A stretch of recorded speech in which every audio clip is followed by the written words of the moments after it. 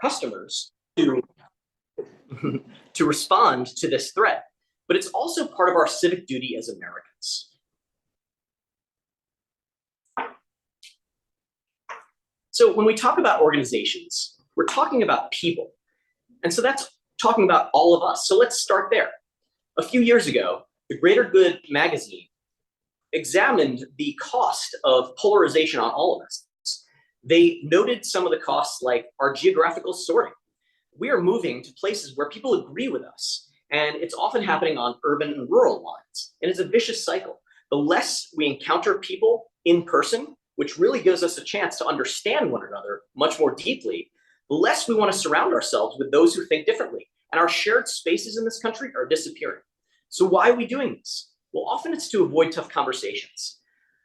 It really helps to look at how our families have been impacted. This was shocking to me, but our Thanksgiving dinners are a lot shorter in places that have a lot of political mix. So in 2016 alone, we lost almost 4,000 years of time together to polarization.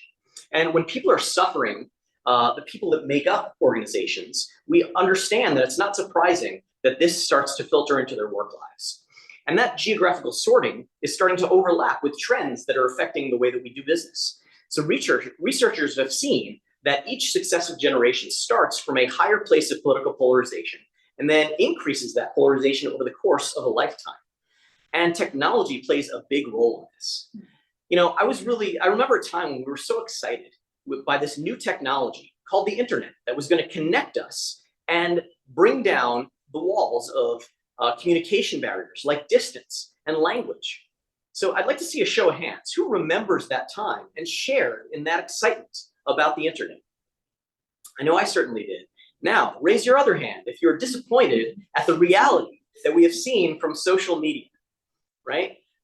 So we all know that those platforms amplify our worst impulses because those are the impulses that it's easiest to monetize. Rather than connecting us, they isolate us and keep us immersed while our real life relationships start to wither.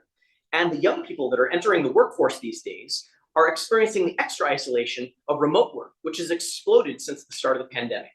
They're missing out on a lot of the basic interactions that it takes to build a trusting relationship. And with many of them saying that they want their personal values reflected in their work and being vocal about it, especially on social media, conflicts about our core ideals are starting to wreck our relationships at work before we can even start to establish trust. And organizations are finding it really tough to pursue their goals. Okay, so let's get down to business specifically.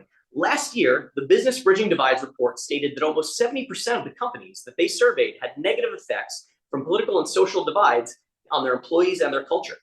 And nearly half said their leaders were finding it tough to manage the conflict, especially without making things worse.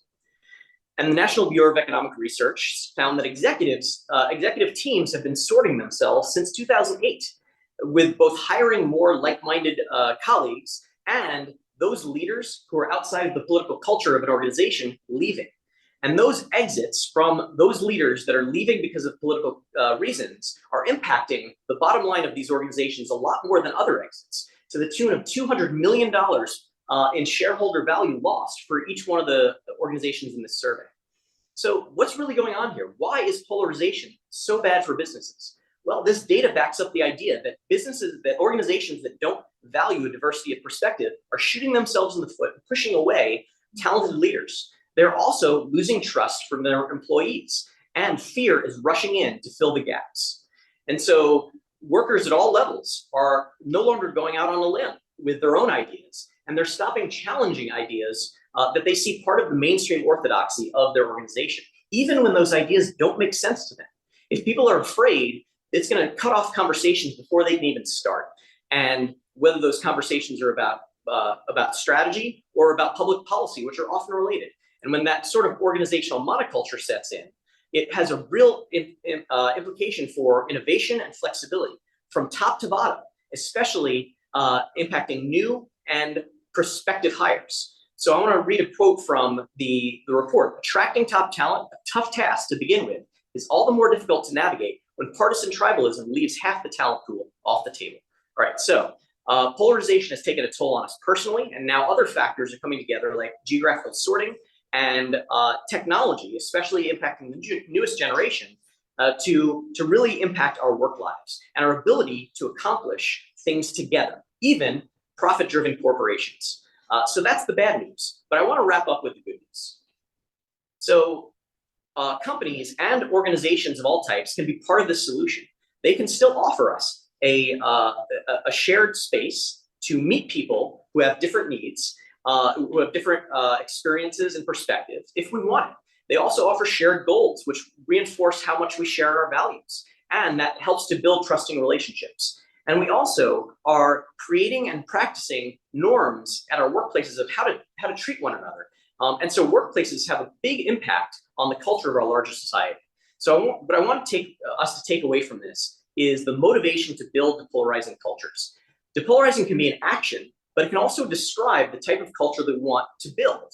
One that fosters belonging, the free exchange of ideas and new solutions, and has a positive impact on all the people within it and around it. And so it can be smaller things like establishing norms for online meetings where people share something personal.